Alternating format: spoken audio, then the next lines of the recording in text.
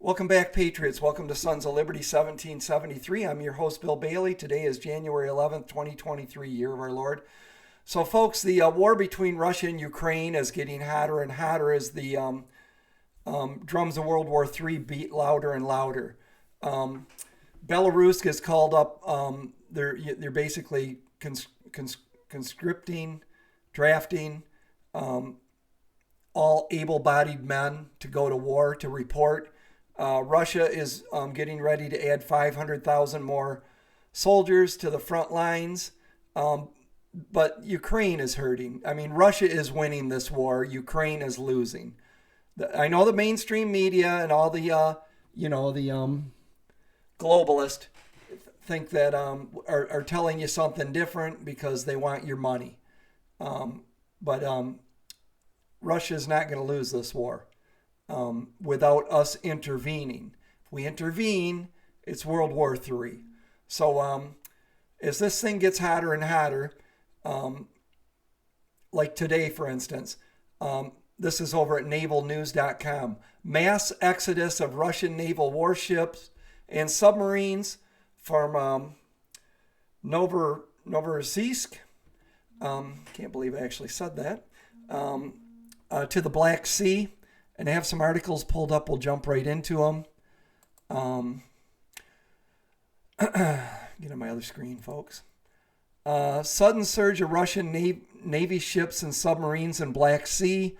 Ukrainian forces will be monitoring a sudden movement of Russian warships and submarines out of their base in Novorossiysk, the naval base near the Kerch Bridge, and further from Ukrainian-controlled coast than the famous base at Sevastopol. Hang on, folks. There we go. Yet the unusual movement may be important. This morning, naval ships and submarines left their base in Novorossiysk in the Black Sea in Mace. This is a highly unusual and may indicate ongoing operations. Sources seen by Naval News confirm the exodus. The group included the Project 11711 Ivan Gren class landing ship. I can't pronounce that word. Another name of a boat, the largest amphibious ship in the Black Sea. It also contained all three Project 630 6.3 improved Kilo class submarines, which were present at the base. Analysts suggest that other warships were also sailing, leaving only a few warships and support vessels in the port. It is likely the most empty that this naval base has been in many months. So it's getting real, folks. This is at defense1.com.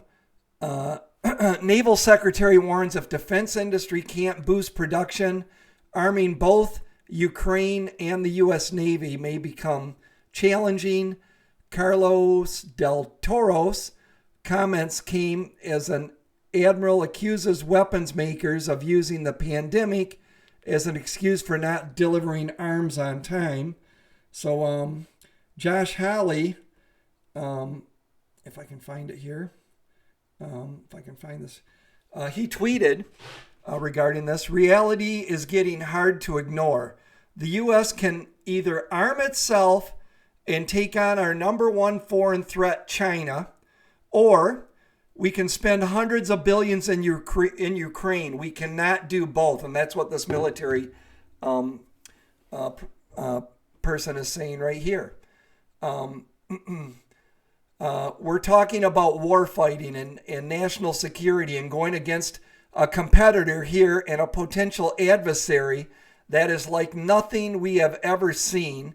And we keep dilly-dallying around with these deliveries, the Admiral said. I don't see good accountability, and I don't get to see good return on investment from the government side. I really don't. So, folks, look what this administration's doing to us, right? They left $80 billion of some of our top-grade war equipment to our enemies in Ukraine, right? They drained our strategic oil reserve. When we're at the cusp of World War III, selling some of it to China, by the way, while we're paying $4 and $5 a gallon. Remember that? And so now we're spending over $100 billion in Ukraine. We're just dumping our war equipment to them. It's either getting blown up by the Russians, sold on the black market, or some of it's, actually used. We're depleting it. We're like a lion and they're pulling our teeth, And when China attacks, what are we going to gum them to death?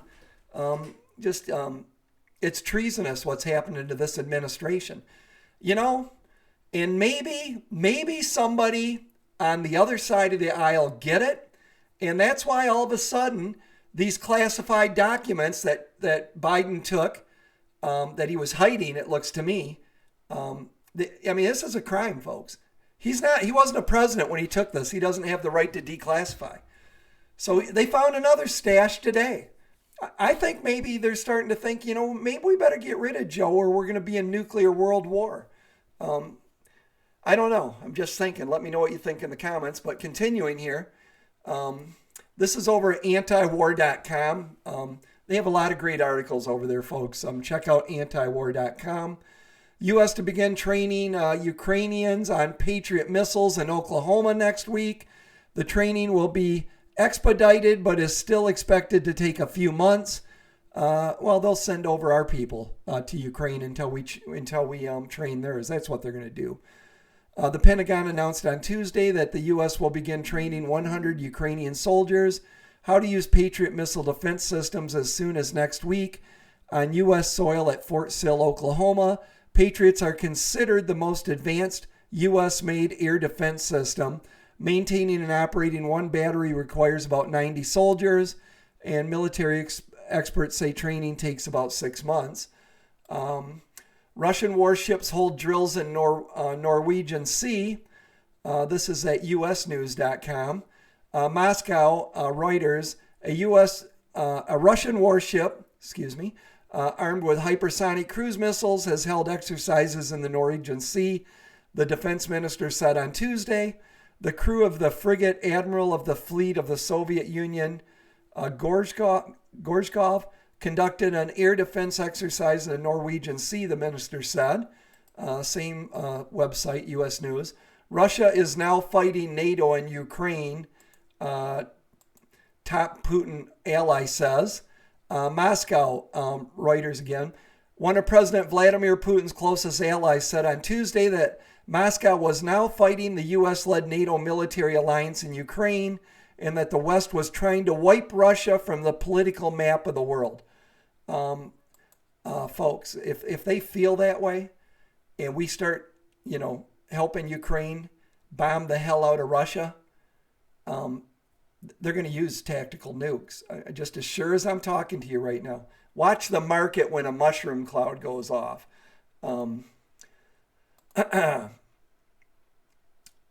This is at antiwar.com. U.S. wants to deploy missile-armed Marines along Japan's Okinawa Island. The U.S. wants to deploy units of Marines armed with missiles along Japan's Okinawa Island as part of a military buildup aimed at China, the Japanese newspaper reported. There's something going on, folks. They're saying glitch or whatever. Everybody, I'm sure, knows by now that flights were grounded today. Air traffic control went down across the nation. Not only that, 911 failed throughout Michigan on the same day. I can't find the article, but I believe it was in Britain. They were having similar issues. So there's something going on today. And I think maybe this was a test run. So this is at Gateway Pundit. What's going on? FAA temporarily grounds all U.S. flight departures amid nationwide system failure. And then Michigan State suffers mysterious 9/11 outage and latest troubling infrastructure mishap. I almost feel like they're trying to gloss over something nefarious here, folks. 911 is back operating, and I believe air traffic control is across the country as well. Then more with NATO and the drums of World War III. Poland is ready to send Leopard II tanks to Ukraine. As you can see one, pretty frightening vehicle. I wouldn't want it coming down my driveway. Poland has outright announced that it wants to give some of its Leopard II main battle tanks to Ukraine as part of an international effort to bolster Kiev's armored forces in the continued effort to thwart Russia's invasion. While there has been much talk recently of providing advanced Western tanks to Ukraine, this is finally a concrete move in that direction, although such a transfer still hinges upon approval from Germany. The original source of the Leopard 2 is in question. Moreover, momentum does now seem to be building behind an international coalition to send Western main battle tanks to Ukraine, with the United Kingdom too having confirmed that it is considering sending some of its own Challenger 2s. And then if you want a little prophecy from the grave, Benedict, I believe that's the 16th, it is the time of the Antichrist. This letter here that they've shared now. In it, he writes, we see, it was like, actually, I'll read this to you. When you reported the letter for the first time, you decided not to publish part of the text, noting that it was not the right time to do so. The reason was the sensitive content and concerns that the late Pope expressed about the state of the Catholic Church. Could you elaborate on what exactly it was? And this guy answers, the reporter, yes, it's like that. The letter is not long. It has 12 lines. In the second half of the letter, there is a sentence about 3 lines long in which the Pope makes some striking claims. The sentence reads as follows: we see how the power of the Antichrist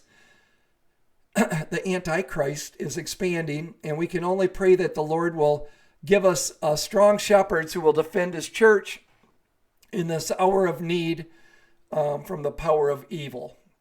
So I think we are living in biblical times, my friends. My opinion, I mean, I'm sure people have said it over the ages.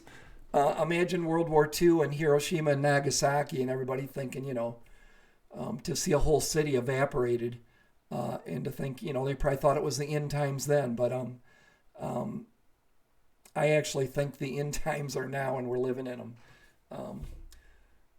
Everything's so technologically advanced. Our military, the weapons of war, and people are still the same as they've always been, right? There's megalomaniacs that, humanity produces a few of them every century, and they get power, and, evil stuff happens. But this globalism, we created this issue in Ukraine. This was a border war. It's been going on for years. Ukraine was part of the Soviet Union. They speak the same language. They have relatives on both. It's like America, right? North versus South. They were brothers and relatives fighting one another. Very similar. But we got involved in it, Don't know what we were doing, funding biolabs there. And it looks like a money laundering operation to me. Putin just wanted to guarantee that Ukraine would not ever be allowed into NATO. And they just couldn't bring, they couldn't do it. So now they're leading us in. They've led us into this war. They created this nightmare. They've expanded it. And no one's trying to make peace, right? You heard anybody make a phone call to Putin and Zelensky saying, look, we're sitting down next week and we're going to hammer this thing out. Ukraine's not worth nuclear world war to me. Washington warned about foreign entanglements. Stay out of Europe's endless wars over there. But here we are, and we created this. And while we're dealing with Russia, the real threat is the CCP. They've undermined our country. They've corrupted it. They've bought our politicians, including the POTUS and his family. That's who the enemy is. And we're heading to a possible war with China, and we're dumping all of our arms, and we can't replenish them quick enough with Ukraine. I mean, China must be laughing at us. I've convinced myself that they're going to attack Taiwan because America may never be as weak as we are right now. We need to, My feeling is we got to figure out a way to make peace between Russia and Ukraine, and we need to buy some time, folks. We need to get our act together. We got to get rid of the wokeness in our military, make a military that the world is proud of again. And no offense, most of the men and women in our military are top notch. I love them. I love our veterans, but there's also the wokeness that's a cancer in our military, and I want it gone. I just seen today some university, I think it was a university, they want to take you're not allowed to say field, working in the field or something. Somehow now that's racist. Tell that to any farmer in America. Everybody. I got a field next door. It's a hay field. But apparently, really it's communism. This is what they do. This is what the communists do to a society. They tear it apart from top to bottom, inside out. They destroy the nuclear family. They destroy the moral culture. They break down the churches, and maybe that's what the Pope was talking about. There's churches in Texas where they're having drag queen shows. I pity the day, for them people, pray for them. But, it's Sodom and Gomorrah. They're going to be in for a rude awakening. That God is real, and is His vengeance, and it's coming. Let me know what you think down in the comments. I think I got one other video I might do yet tonight on a subject I want to cover, but nothing's changed since my thinking. I think we're heading, this administration and the globalists, they're hell-bent to lead us to World War III. I don't see anything stopping it. I don't see any peacemakers. I see a lot of warmongers, but I don't see anybody calling for peace. And I believe our economy is going to crash, and we are going to we're going to skip recession, the greatest recession, the Great Depression, and we're going to just buzz through all of those and go into the greatest depression. It's going to be a living nightmare. So I hope everybody is prepping. And remember, the number one prep is Jesus Christ. If you haven't been saved, it's real simple. Believe that Jesus is the only begotten Son of God. He was born, He lived, He died for your sins, was raised from the dead, and is living in heaven. So God gave His Son so you could have a path of forgiveness.